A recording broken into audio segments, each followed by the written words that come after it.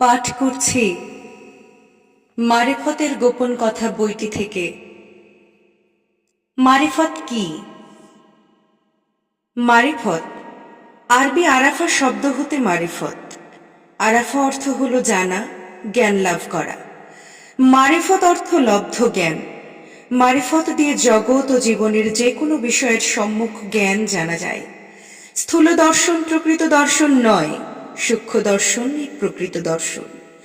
জ্ঞানীগণ সূক্ষ্মতা অবলম্বন করে জীবন ও জগৎকে দেখেন, ইহাই মারিফত। লোকেরা যাকে মারিফত বলে মনে করে, আসলে উহা মারিফত নয়। কারণ অজ্ঞাত বিষয় জানাটাই মারিফত। অজ্ঞাত বিষয়টা অজ্ঞাত থেকে যায় বলে মারিফত জ্ঞান লাভ হয় না। মানুষ তার রবের পরিচয় পায়।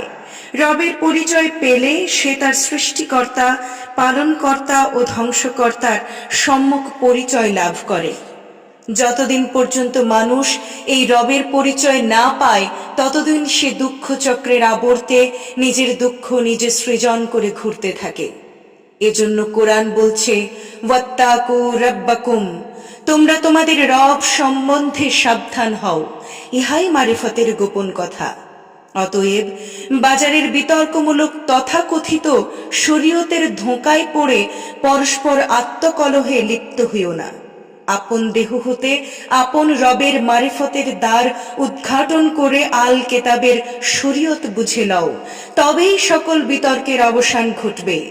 মারিফতের গোপন কথা আসলে গোপন নয়। গুরুর প্রতি ভক্তি যোগে অথবা জ্ঞান যোগের পথ ধরলেই গোপন কথায় তালা খুলে আল কেতাবের দ্বার খুলে যাবে।